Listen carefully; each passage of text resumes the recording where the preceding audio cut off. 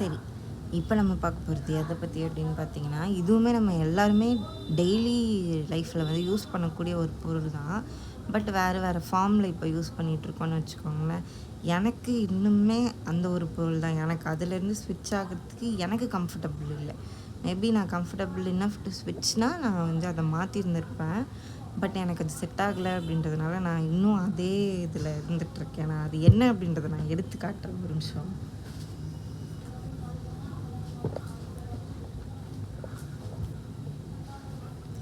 சரி, நான் எடுத்துட்டேன். நான் இதை எக்ஸ்பிளைன் பண்ணிவிட்டு அதுக்கப்புறமா நான் வந்து காட்டுறேன் இது என்ன பொருள் அப்படின்னு சொல்லி. சரி, முதல்ல நம்ம இது என்ன அப்படின்றது படிச்சிரும்.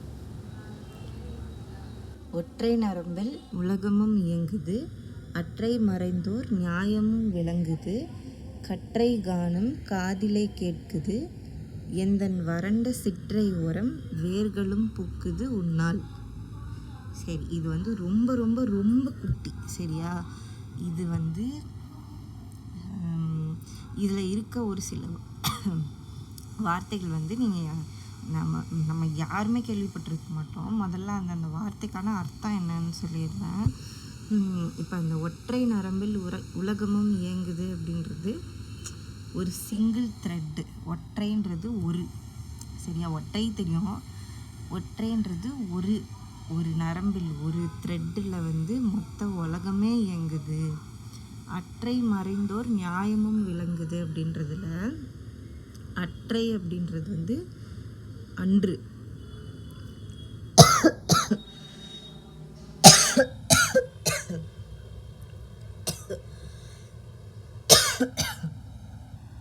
சரி, அற்றை மறைந்தோர் நியாயமும் விளங்குது. அதில் வந்து அற்றைன்றது அன்னைக்கு ஒரு நாள், அன்று. அப்படி அற்றைனா அன்று, அன்னைக்கு. கற்றை கானம் காதிலை கேட்குது அப்படின்றது, கற்றை அப்படின்றது வந்து ஒரு கலெக்ஷன் ஆஃப் ஒரு எப்படி சொல்கிறது, கற்றை கானம் அப்படின்றது ஒரு நிறைய கானம், நிறைய பாட்டு, நிறைய சத்தம். ஐயோ, இருமல்.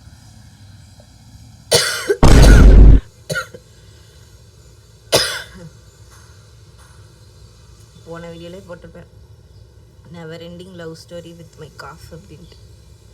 அதான் விஷயம்.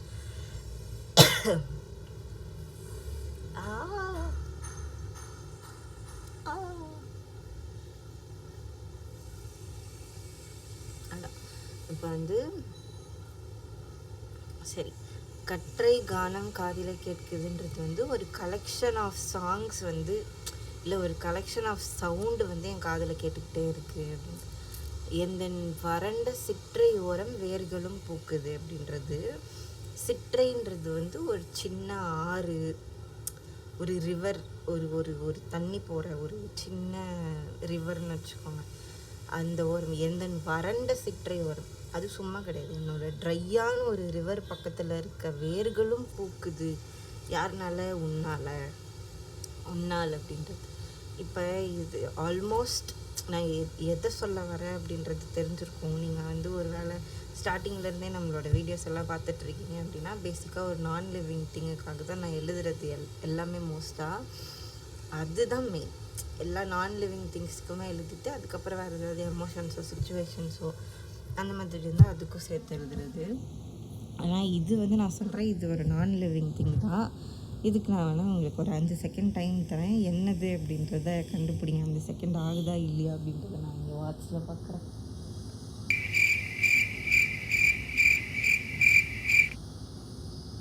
ஓகே, 5 செகண்ட் ஆகிடுச்சு. நீங்கள் கண்டுபிடிச்சிட்டிங்களா இல்லையா அப்படின்றத எனக்கு தெரில. கண்டுபிடிச்சிங்கன்னா கமெண்ட்ஸில் சொல்லுங்கள். அப்படி கண்டுபிடிக்காதவங்களுக்கு நான் என்ன அப்படின்றத காட்டுறேன். நான் வந்து இது என்னோட ஹெட்செட், சரியா? இந்த ஹெட்செட்டுக்காக எழுதுனது தான் இந்த ஒரு குட்டி கவிதை. இப்போ எனக்குன்னு இல்லை, மெஜாரிட்டி எல்லாருக்குமே ஹெட்செட் இல்லாமல் ஒரு ட்ராவல் பண்ணுறதுன்றது வந்து இம்பாசிபிள். ஏன்னா ஒரு மாதிரி கைமையான்னு சத்தம் கேட்டுக்கிட்டே இருக்கும். அது எல்லாத்தையும் மொத்தமாக இந்த ஹெட்செட் வந்து ஷட் டவுன் பண்ணிடும். நான் இதை எந்த இடத்துல நான் ரொம்ப உத்து கவனிக்கிறேன் அப்படின்னா, நான் வந்து ட்ரெயின் ட்ராவல் பண்ணியிருக்கேன் கடந்த ஒரு 2-3 வருஷத்துலன்னு வச்சுக்கோங்களேன். ஒரு நிமிஷம்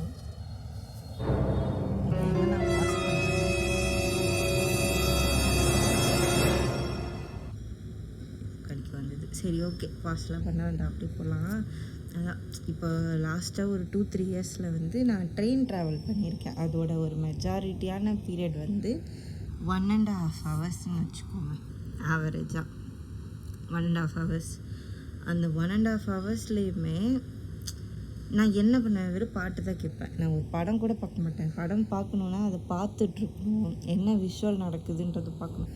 ஆனால் நான் ஹெட்செட் மாட்டிட்டு நான் ஏறுற ஸ்டாப்பில் வந்து யாருமே இருக்க மாட்டாங்க. ரொம்ப கம்மி நம்பர் ஆஃப் பீப்புள் தான் ஏறுவாங்கன்னு வச்சுக்கோங்க. நான் போய் ஜன்னல் சீட்டில் உட்காந்துட்டேன். இப்படி உட்காந்து அப்படியே வேடிக்கை பார்த்துட்டு வர்றது தான். அவ்வளோதான் எனக்கு ஞாபகம் இருக்கும். காதில் ஏதோ பாட்டு ஓடுது, எனக்கு பிடிச்ச பாட்டு தானே இருக்கும், அது மட்டும் தெரியும். ஆனால் அதுக்கு மேலே என்னை சுற்றி என்ன நடக்குது, ஒரு சமோசா வந்தாலும் தெரியாது, ஒரு கடலை வந்தாலும் தெரியாது, சுண்டல் வந்தாலும் தெரியாது, எனக்கு எதுவுமே தெரியாது. நான் அப்படியே கம்ப்ளீட்டாக ஜோன் அவுட் ஆகிடுவேன். அப்படியே ஜன்னலை பார்த்துக்கிட்டே வந்துட்டுருப்பேன். மண்டைக்குள்ளே ஏதோ பாட்டு மட்டும் ஓடிக்கிட்டே இருக்கும். அந்த மாதிரி இது நான் மட்டும் தான் பண்ணுறேனா அப்படின்றது எனக்கு அப்போ ரியலைஸ் ஆகலை. எனக்கு இது எப்போ ரியலைஸ் ஆகுதுன்னா, நான் ஒரு நாள் ஹெட்செட் எடுத்துகிட்டு போகல.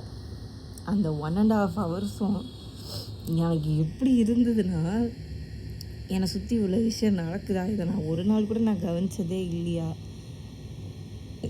அந்த மாதிரி இருந்தது உண்மையாக. ஏன்னா நான் பார்த்த வரைக்குமே நான் ஏறது லேடிஸ் கம்பார்ட்மெண்ட்டில் தான் ஏறப்போகிறேன். அந்த கம்பார்ட்மெண்ட்டில் வந்து ஒருத்தர் கூட ஹெட்செட் போடாமல் இல்லை. ஹெட்செட்டோ இல்லை இயர்ஃபோன்ஸோ எதுவுமே போடாமல் ஒருத்தர் கூட அந்த மாதிரி இருக்கவே கிடையாது. எல்லாம் இருக்குது. அதுலேயுமே ஹெட்செட் இருக்குது, ஏர்பாட்ஸ் இருக்குது, ஏதோ ஒன்று இருக்குது. பாட்டு கேட்குறாங்க, இல்லை சும்மா கூட வச்சிட்ருப்பாங்க. நம்ம பாட்டு கேட்குறாங்கன்னு நம்ம யார் சொல்கிறதுக்கு, அதெல்லாம் சும்மா கூட வச்சிட்ருக்கலாம், யாரும் நம்மக்கிட்ட வந்து பேசக்கூடாது அப்படின்ட்டு. அந்த மாதிரி நான் ஒரு நாள் எடுத்துகிட்டு போகாமல் விட்டுட்டேன். நான் சுற்றி பார்க்குறேன். சரி, அன்றைக்கி வந்து எனக்கு என்ன பண்ணுறதுன்னு தெரில. என்ன தான் சேனல் பக்கமாக உட்காந்தாலும் அப்போ வந்து டிஸ்ட்ராக்ட் ஆகிறேன் அப்படின்றது நல்லா தெரியுது. நான் அந்த பாட்டு கேட்டுட்டு இருக்கும்போது நான் ஒரு துளி கூட டிஸ்ட்ராக்ட் ஆனதே கிடையாது. எனக்கு தெரியும் நான் எங்கே இறங்கணுன்ட்டு. அந்த ஏரியா கிட்டே வந்துடுச்சுன்னா அப்போ ஒரு ஸ்டாப் முன்னாடியே ஏஞ்சி நான் முன்னாடி போய்டுவேன், டக்குன்னு வந்துடும் அப்படின்னு சொல்லி. ஆனால் அன்றைக்கி நான் அவ்வளோ டிஸ்ட்ராக்ட் ஆகிறேன். யார் வரா மீன்ஸ் சுண்டல் வராங்களா, சமோசா வராங்களா, இல்லை பென்னு, கீச்செயின் இதெல்லாம் விற்கிறதுக்கு வராங்களா, இல்லை ஃப்ரூட்ஸு, இந்த மாங்காய், அந்த மாதிரி அந்த 1.5 ஹவர்ஸ்க்குள்ளேயே ஒரு 10 பேர்கிட்ட வந்துட்டு போயிட்டாங்க. கடலை பரிசி அதெல்லாம் விற்கிறதுக்கு வந்துட்டு இஞ்சி மரப்பா இது பாருங்க, நல்லா ஞாபகம் இருக்குது. இது இத்தனை பேர் வந்தாங்க அப்படின்னு சொல்கிறது. அத்தனை பேர் வந்துட்டு போயிட்டாங்க. அப்போ பாரு, எல்லாருமே இது ஒரு ஹேபிட்டாக தான் வச்சுட்ருக்கோம். நமக்கு வந்து ஒரு சோஷியலாக கனெக்ட் ஆகணும் அந்த விஷயம்லாம் இல்லை. இப்போது சரி, நம்ம யார்கிட்டையுமே பேச பிடிக்கலையா அதுவும் தெரில உண்மையாக. ஆனால் நம்ம வந்து யாரையுமே பார்க்காம நம்ம உண்டு நம்ம வேலை உண்டுன்னு இருந்துக்கலாம். அந்த மாதிரி ஆயிடுச்சு இப்போ மொத்தமாக. ஹெட்செட் போட்டு வந்தால் அவ்வளோதான். நான் என் ஹெட்செட், நான் அந்த பாட்டு, என் ஃபோனில் ஓடுற அந்த பாட்டு, அவ்வளோதான். அப்படி இருந்து நான் பார்க்குறேன். எப்படி தெரியுமா இருந்தது அந்த சுச்சுவேஷன் நான் சொல்கிறேன். காலையில் இது ஆக்சுவலாக ஒரு எப்படி சொல்கிறது, ஒரு ஆஃபீஸ் போகிற டைமிங்னு வச்சுக்கோங்க. சும்மா ஒரு 7:30 அந்த மாதிரி வச்சுக்கோங்களேன். இப்போ லேடிஸ் கம்பார்ட்மெண்ட்டில் அங்கே நடக்கிற அந்த சினாரியோஸ் உங்களால் நல்லா பார்க்க முடியும். இது வந்து ஒரு வேளை நம்ம வீடியோஸ் பார்க்குற ஏதாவது ஜென்ஸ் நீங்கள் ட்ரெயினில் போகிறீங்க அப்படின்னா நீங்கள் அதை எக்ஸ்பீரியன்ஸ் பண்ணியிருக்கீங்களா என்னன்றது சொல்லுங்கள். பட் இது உங்களோட கம்பார்ட்மெண்ட்டில் எந்த அளவுக்கு நடக்கும் அப்படின்றது எனக்கு தெரியல. ஏன்னா தலைக்காய போடுவாங்க, அப்போவே அறக்க பறக்க சாப்பிடுவாங்க, அங்கேயே வச்சு தலை சீவி பின்னி கட்டுவாங்க. சிலர் ஷாலுக்கு பின் குத்துறதெல்லாம் அங்கே வச்சு தான் கரெக்டாக எடுத்து பின்னெல்லாம் குத்துறது. அந்த மேபி ஒரு 4 ஸ்டாப் 5 ஸ்டாப்லேயே அவங்க இறங்கிடுவாங்களா இருக்கும் ஒரு சிலர். அவங்களுக்கு வந்து அந்த ட்ரெயினில் போகிற அந்த ஒரு 10-15 நிமிஷத்தில் அவங்களுக்கு இருக்கிற ஒரு வேலை என்னடா அப்படின்னா சாப்பிட்றது. ஒரு ப்ரெட்டோ இல்லை இட்லியோ எதையோ ஒன்றுத்தைய டக்கு டக்கு டக்கு டக்குன்னு சாப்பிட்டு தண்ணி குடிப்பாங்க பார்க்கணும்.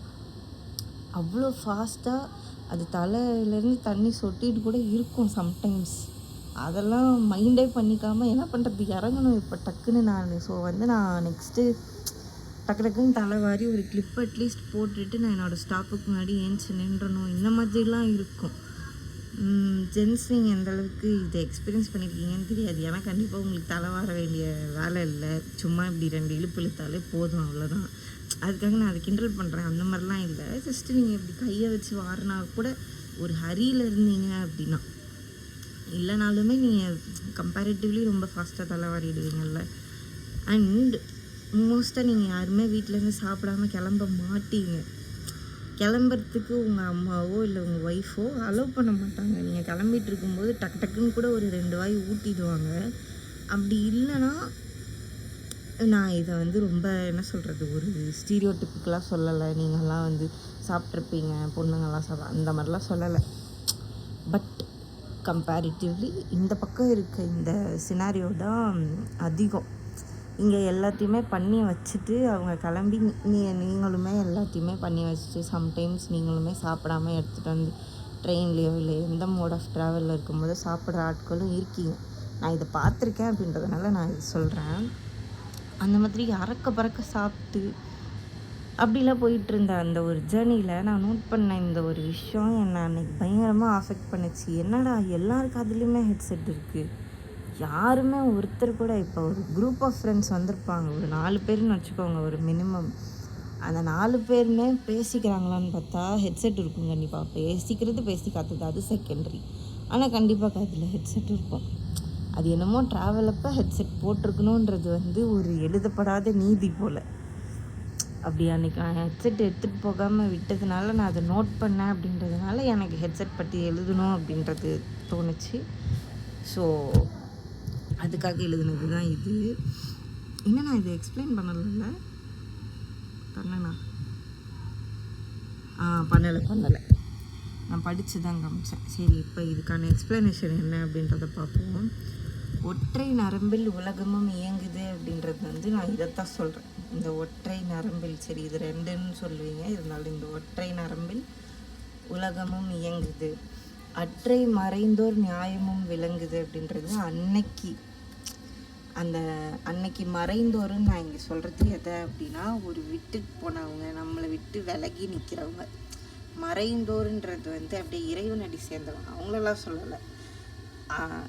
அன்னைக்கு நம்மளை விட்டு விலகி நின்னவங்களோட நியாயம் என்னவா இருக்கும் அப்படின்றத ஏதோ ஒரு பாட்டு பாடிட்டு இருக்கும்போது அந்த லிரிக்ஸ் நமக்கு ஹிட் ஆகும்போது ஃபீல் ஆகும். ஒருவேளை அவங்க சொல்ல வந்தது இதுதானோ, நம்ம அதை காது கொடுத்து கேட்டிருக்கலாமோ, அதனால தான் நமக்குள்ளே இந்த ஒரு இடைவேளை வந்துச்சோ அப்படின்றத ஒரு பாட்டுனால நிரூபிக்க முடியும். அந்த மாதிரி அன்னைக்கு நம்ம விட்டுட்டு போனவங்களோட நியாயம் விளங்குது, அவங்களோட பாயிண்ட் ஆஃப் வியூலேருந்து எனக்கு யோசிக்கணும்னு தோணுது. கற்றை கானம் காதில் கேட்குதுன்றது அதுதான் சொன்னல, கலெக்ஷன் ஆஃப்ன்றது தான் கற்றை. அந்த மாதிரி நிறைய பாட்டுகள் நான் கேட்டுட்ருக்கேன். ஒரு கலெக்ஷன் ஆஃப் பாட்டு நான் காதில் கேட்டுட்ருக்கேன், எனக்கு மட்டும் கேட்டுட்ருக்கேன். அப்படி நான் என்ன பாட்டு கேட்டாலுமே, நான் இல்லை எல்லாருமே, என்ன பிடிச்ச பாட்டோ இல்லை ஒரு நல்ல பெப்பியான பாட்டு, என்ன பாட்டு கேட்டாலுமே எக்ஸ்ப்ரெஷனே இல்லாமல் இப்படியே இருப்போம் ட்ராவல் அப்போ என்ன ஏன்ச்சு ஆடணும்னு இருக்கும். அந்த மாதிரியான பாட்டு ஓடிட்டுருக்கோம், சொல்ல முடியாது. நமக்கு ரொம்ப பிடிச்ச பாட்டாக இருக்கலாம், இல்லை ஒரு நல்ல ஒரு ஃபாஸ்ட்டான பாட்டாக இருக்கலாம். அந்த மாதிரி பாட்டு ஓடிட்டு இருக்கும்போது கூட அப்படியே தான் இருக்க தோணும். ஏன்னா ட்ராவல் பண்ணிகிட்ருக்கோம், என்ன பண்ண முடியும். அந்த மாதிரி கற்றை காணும் காதிலே கேட்குது. எனக்கு என்னோடய கலெக்ஷன் ஆஃப் பாட்டெல்லாம் எனக்கு மட்டும் கேட்டுட்ருக்கேன், நான் என்ன பாட்டு கேட்டுட்ருக்கேன் அப்படின்றது.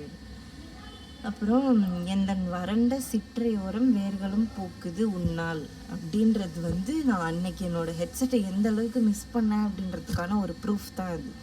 ஏன்னா நான் என் ஹெட்செட் எடுத்துகிட்டு போல, நான் பாட்டு கேட்கல, என்னை சுற்றி கைமையான ஒரே சத்தம்.